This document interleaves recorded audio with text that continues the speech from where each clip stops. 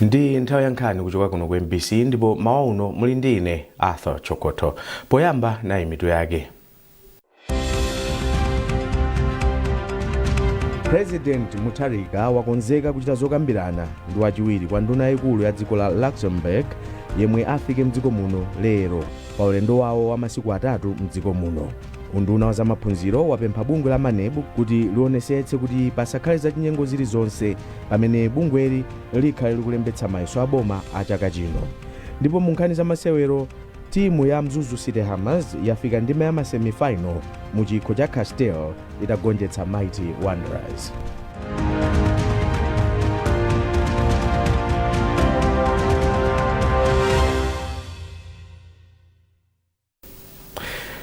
Mawa bwino tiyambe ndi nkhani yoti President Professor Arthur Peter Mutharika akuyembekezeka kukumana ndi wachiwiri kwa nduna yaikulu ya dziko la Luxembourg Xavier Bettel omwe akhale mdziko muno kuyambira lero pa 2 February mpaka lachitatu pa 4 February. Izi ndi malinga ndi chikalata chomwe unduna ona za ubale wa dziko lino ndi maiko ena atulutsa. Chikalatachi chati Xavier Bettel akhala ndi zokambirana ndi President Mutharika komanso achita zokambirana ndi zina mwanduna za boma. Iwo akuyembekezekanso kusaina mgwirizano omwe uthandize kulimbikitsa ubale wa maiko awiriwa. Boma la Malawi ndilo layitana Xavier Bettel pambali pokhala wachiwiri. Ndipo pambali pokhala wachiwiri kwa nduna yaikulu mdzikolo, iwo ndi ndunanso yoona za ubale wa dziko lawo ndi maiko ena, ntchito za malonda ndi maiko enanso. Wachiwiri kwa nduna za umoyo ndi ukhondo a Charles Chilambula ayamikira bungwe la Global Fund kamba kuthandiza boma pa ntchito yolimbikitsa ntchito za umoyo mdziko muno. Achilambula anena izi ku Lilongwe pomwe amatsekulira chipinda chopangira mpweya chomwe achikhazikitsa ndi thandizo lochokera ku Global Fund pa chipatala cha Bwaira ku Lilongwe. Zambiri mulipoti la Madalitso Mhango. Poyankhula pomwe amatsegulira chipinda chopangira mpweya pa chipatala cha Bwaira, wachiwiri kwa nduna za umoyo a Charles Chilambula ati izi zithandizira kuti thandizo lofunikira la za umoyo lidzipezeka mosavuta kuphatikizapo mpweya omwe amapereka kwa amayi komanso ana omwe angobadwa kumene, zomwe akuti zithandizira kupititsa patsogolo chisamaliro cha amayi ndi ana.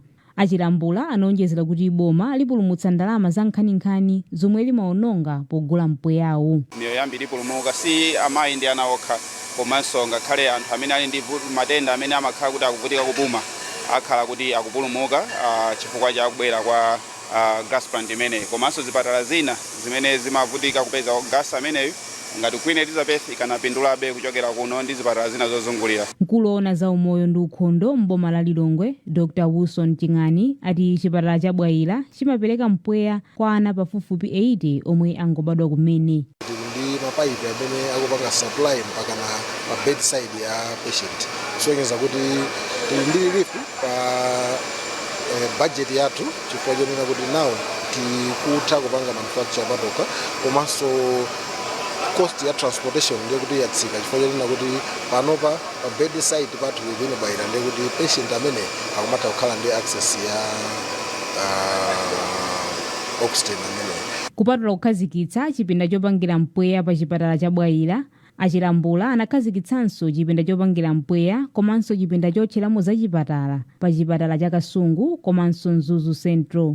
Phungu wa nyumba ya malamulo wa municipality ya Kasungu Noah Nkubwi wayamikira boma komanso bungwe la Global Fund kamba ka zipindazi ponena kuti zilimbikitsa ntchito za umoyo pa chipatalachi. Mapatient ena amene nthawi imeneyo amataya miyoyo chifukwa choti mtunda umatali kotenga gasi azitha kupeza thandizo mosavuta pompano pa chipatala chathu cha Kasungu.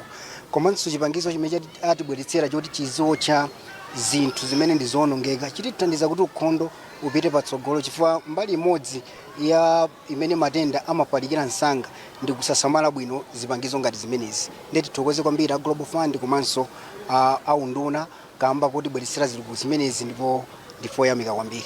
Mmodzi mwa akuluakulu ku bungwe la Global Fund komanso Gavi Program Implementation Unit PIU Aroda Banda ati bungwe lawo ndilodzipereka pothandiza boma polimbikitsa ntchito za umoyo mdziko muno.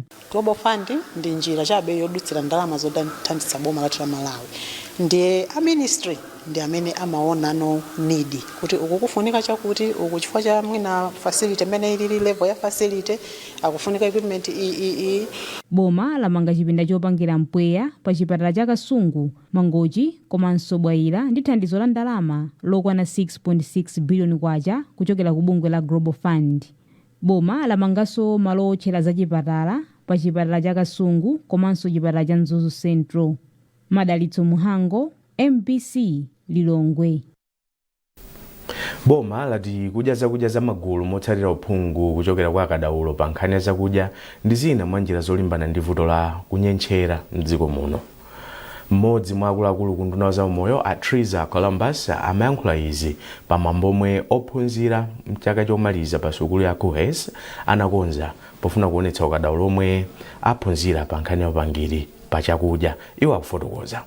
Dietetics ndiyofunikira kwambiri makamaka wani ku mbali ya kupewa kwambiri kunena kuti munthu asakhale malnourished, komanso panopo tikudziwa kuti tili ndi mavuto ambiri ama non-communicable diseases, matenda amene ali osapatsirana, matenda ngati diabetes, hypertension. So dietitian amakhala kumene mwina ku community kuthandizira kunena kuti matenda aja asafale kwa anthu kapena asafikire kwa anthu. Koma ngati matenda aja afikira kwa anthu, dietitian ali pamenepo kuthandizira kuti apereke chithandizo choyenerera. For example, timanena kuti individualized care to patient. Samapanga as a public in general, komano monga munthu mene wabwerera pamalopo. So mavuto a munthuwo mene akupangira present ndi mene dietitian iso amathandizira.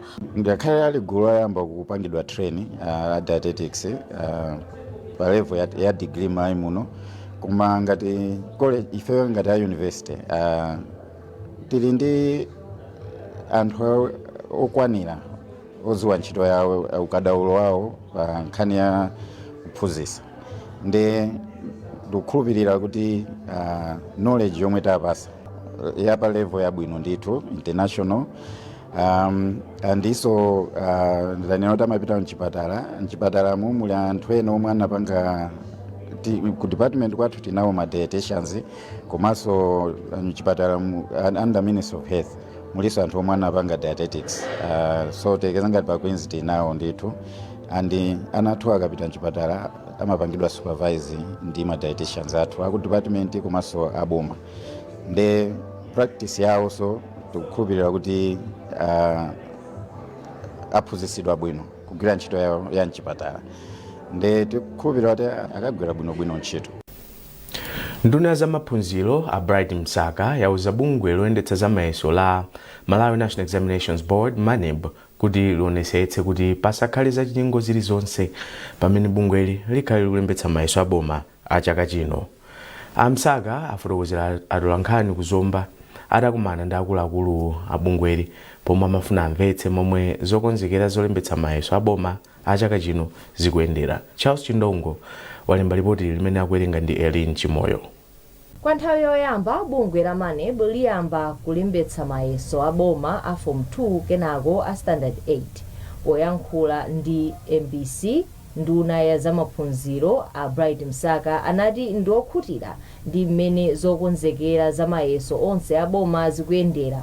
Pakadali pano Amsaka apempha bungweli kuti lionetsetse kuti pasakhale zachinyengo zilizonse pamene bungweli likhale likulembetsa mayeso aboma chaka chino. Bungwe lathu la MANEB lomwe likusogoleredwa bwino ndi akuluakulu amene ali akadaulo pa ntchito yawo ndiokonzeka kulembetsa mayeso a chaka chino. Tagwirizananso kuti popita chisogolo boma linagula mashini oti mayeso azipakidwa print Malawi muno, pofuna kuchepesa ndalama zimene timaononga kupangisa print mayeso kunja. Ichi nchinthu chabwino, koma tisanayambe kuchita print mayeso Malawi muno, MANEB afuna kuti aonetsetse kuti ma system zonse ofunika kuti mayeso asaululike tili nawo. Malinga ndi mkulu wa MANEB, Professor Dorothy Nampota, ophunzira a Form 2 akuyembekeza kuyamba kulemba mayeso aboma pa 1 June chaka chino, ndipo a Standard 8 ayamba pakatha sabata imodzi. Iyo ati ndondomeko yatsopanoyi ithandiza kuchepetsa nthawi yomwe ophunzira a standard 8 amadikira zotsatira zawo asanapitirize maphunziro awo akusukulu ya sekondari mwa zina. Feyo ngati amanebu timamveranso feedback yomwe timalandira kapena zomwe anthu amatilankhula kuti palivuto lakuti temo zaka zapitazi timalandirabe feedback yokuti mwina maiso ana primary amamba msanga kwambiri bwanji mwapase mpata okwanira kuti aphunzitsa athe kuwaphunzitsa ndikumaliza silabasi yawo. Ndiye tinaona kuti chaka chino tiyese kuti maiso amene ayambe mochedwerako kuti ana amene aphunzire ndithu mokwanira kuti chimenechi chisakhale chifukwa chomwe angalepherere maiso. Komanso panali dandaulo lokuti anawa akalemba maiso awo mu Meyi amadikira nthawi yayitali pa khomo kudikira September kuti academic year iyambe. Ndiye ifenso tinaona ngati amanebu kuti amwina kapena tathandize anthu atithandizane tonse tiyese kuwachedwetsera pang'ono maiso a primary wa kuti anawa asakakhale kunyumba nthawi yopitirira. Ndunayi inali pa ulendo ogwira ntchito mchigawo chakumwera. Nduna yona zachitetezo a Feston Kauba yalangiza amayi komanso achinyamata mdziko muno kuti akhazikitse ntchito za business zosiyanasiyana kuti athandize pa chitukuko cha dziko lino. Iwo anena izi mu mzinda wa Lilongwe pomwe anali nawo pamwambo okhazikitsa kampani yothandiza anthu ntchito zoyendetsa maliro ya CTS Funeral Services yomwe ili pansi pa CTS Group of Companies. Mwayi Mtumodzi ali ndi ripoti.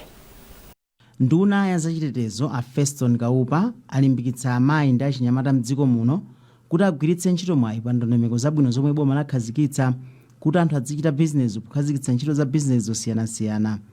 Iwo ati ntchito za business zimathandizira kukweza ntchito zachuma komanso kupereka mwayi wa ntchito kwa achinyamata ndi amayi. Chiyembekezo chathu ngati boma tikamaona ma business akuyambika chonchi makamaka ma business amene akuyambitsidwa ndi azimayi.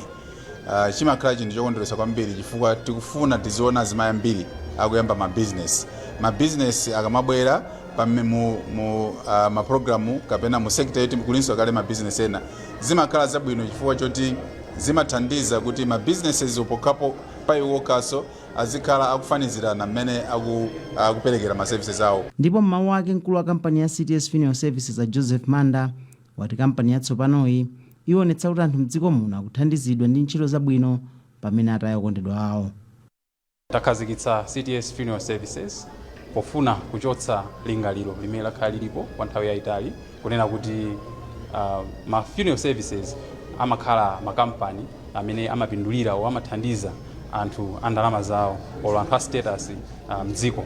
So ifeyo ngati CTS Funeral Service kufuna tifikire wina aliyense anthu akumudzi alimi anthu amboma anzathu asilikali apolisi aphunzitsi ngakhale matematamente nawonse. Kumwambo okhazikitsa kampani kunafika anthu ambiri omwe ndi odziwika bwino polemba pa misamba ya mchezo komanso oyimba monga Evans Meneka komanso gulu la oyimba la Great Angels Choir. Mwayi Mtumodzi, MBC Lilongwe.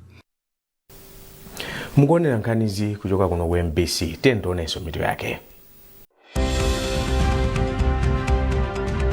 President Mutharika wakonzeka kuchita zokambirana ndi wachiwiri kwa nduna yaikulu ya dziko la Luxembourg yemwe afike mdziko muno lero pa ulendo wawo wa masiku atatu mdziko muno. Unduna wa zamaphunziro wapempha bungwe la Manebu kuti lionetsetse kuti pasakhale zachinyengo zilizonse pamene bungweli likhale likulembetsa mayeso aboma a chaka chino. Ndipo mu nkhani za masewero timu ya Mzuzu City Hammers yafika ndime ya semifinal mu chikho cha Castel itagonjetsa Mighty Wanderers.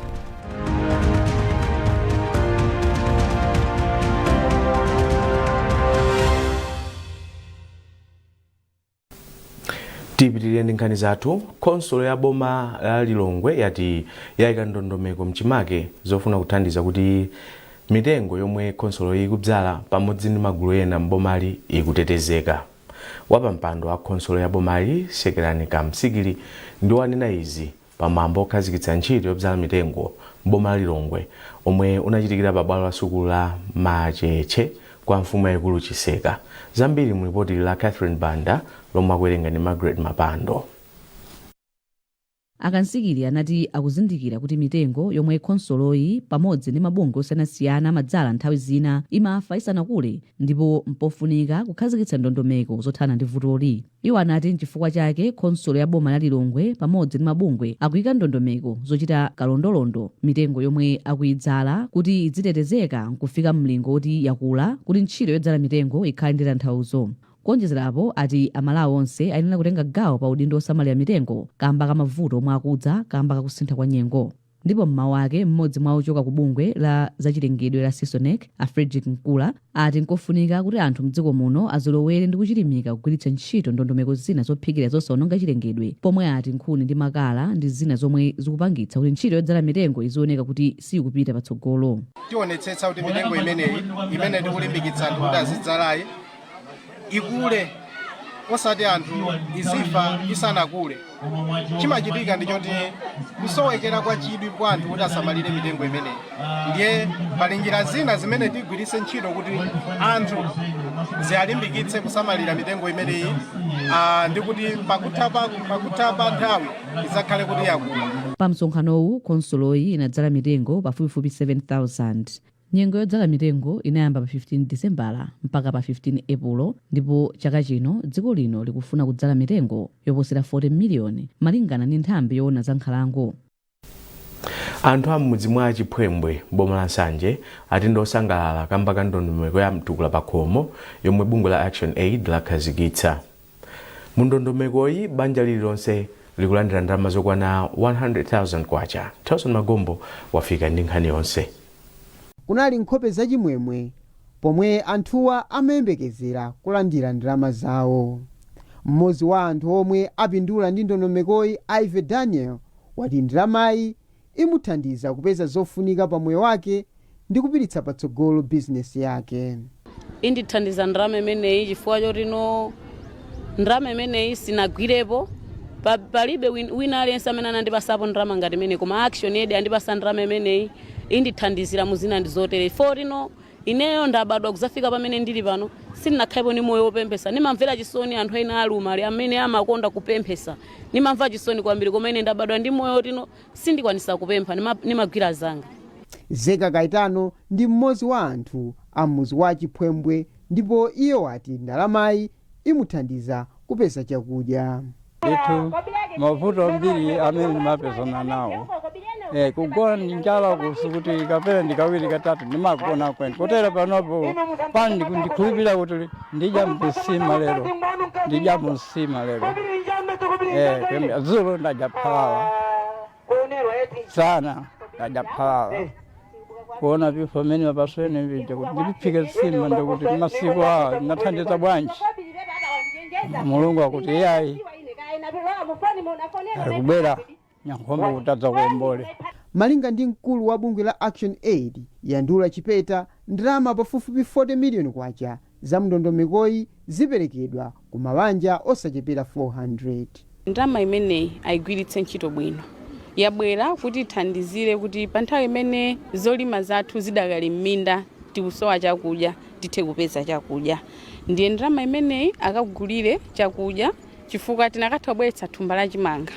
Koma tinafuna kuti tapase anthu mpata mwayi okuti asankhe chakudya chimene iwo amakonda kudya pa banja pawo. Ndiye ayigwiritse ntchito moyenerera mukuti ngati pangakhale china chilichonse cha chinyengo apangenso report ma reporting channels akwadziwa kuboma komanso kubungwe kwathu kwa Action Aid. Koma ndalama imeneyi yabwera kuti iwathandizire ndi cholinga chokuti mmakomo mwawo mukhale chakudya chokwanira ana asanyenchere.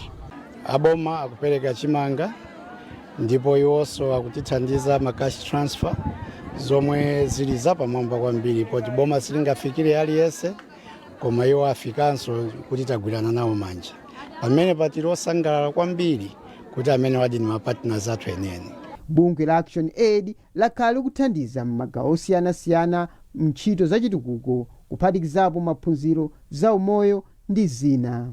Tawson Magombo, MBC News, Nsanje.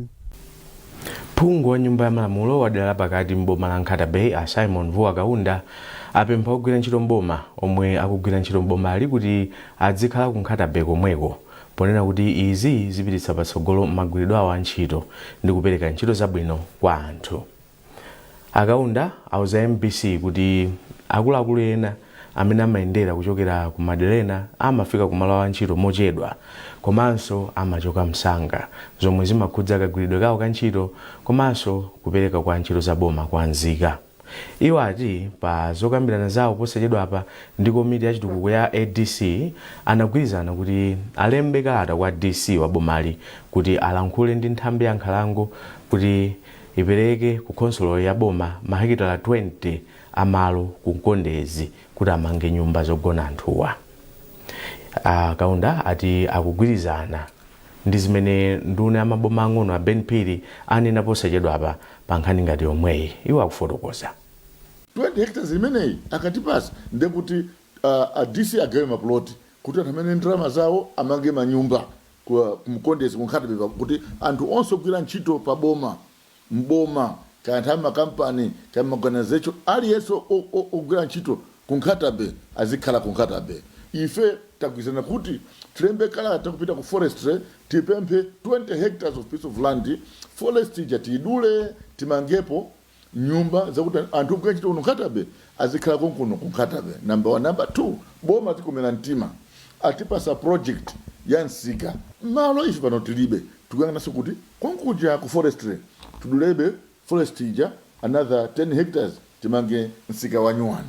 Ndi anthu kunkhatabe kuno akufunanso stadium tikhale ndi DC stadium chifukwa ansatoka Kalonga and stadium akurumbi and stadium kuchitipa kuli stadium kumefika kunkhatabe tilibe stadium. Nditagwirizana kuti tikuyang'ananso konkuja ku forest tuduleko forest ija another 10 hectares timange stadium.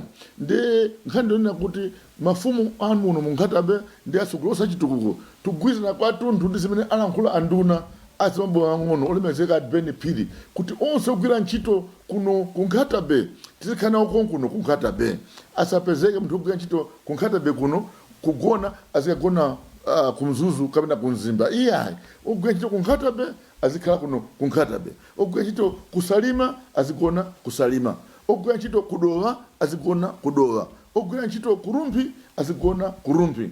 Maganizo amenewo ife kuno kunkhatabe tugwirizana nawo kwathunthu. Munkhani za masewero timu ya Mzuzu City Hammers yafika ndime ya semifinal mu chikho cha Castel itagonjetsa Mighty Wanderers ndi zigoli zisanu kwa zitatu kudzera pa mapenate.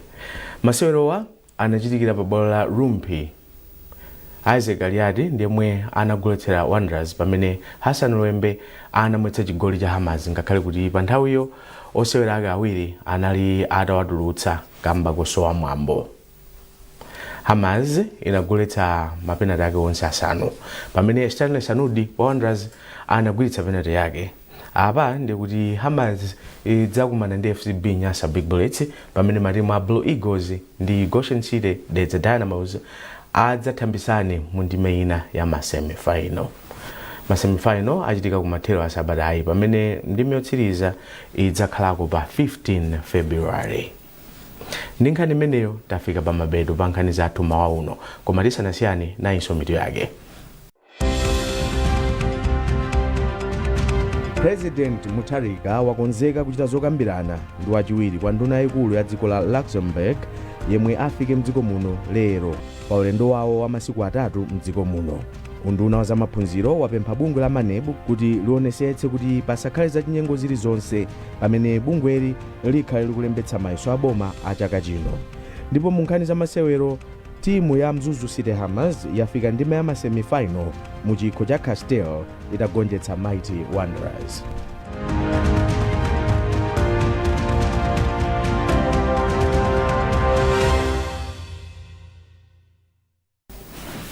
Pezani nkhani izi ndi zina zambiri popita pa mbc.mw kapena MBC Digital pa Facebook, Instagram komanso X. Munali ndine Arthur Chokoto. Tifunani tsiku labwino.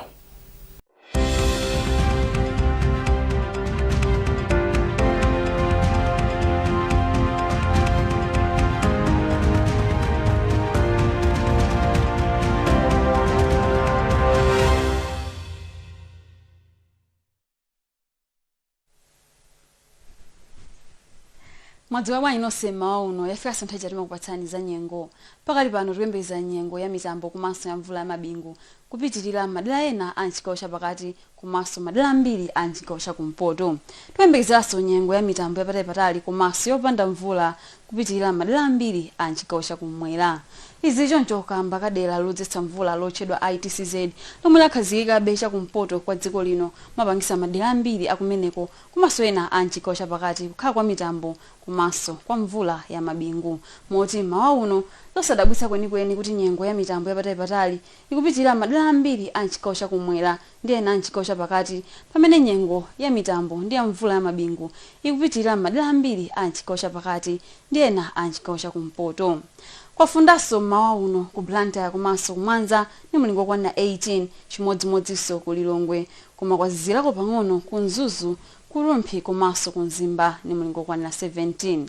Masanawa tiyembekeze nyengo ya mitambo komanso ya mvula ya mabingu kupitirira madera ena a chigawo chapakati ndi ena a chigawo chakumpoto. Nyengo yotentha ikhala kupitiriranso madera ambiri a chigawo chakumwera masanawa, koma kufunda ku Kasungu komanso ku Nchinji ni mulingo kwana 26, 21 ku Mzimba komanso ku Mzuzu. Mawa uno munali ndine Tapu Wakhuta kumutu. Khala nozindikira dziwani za nyengo.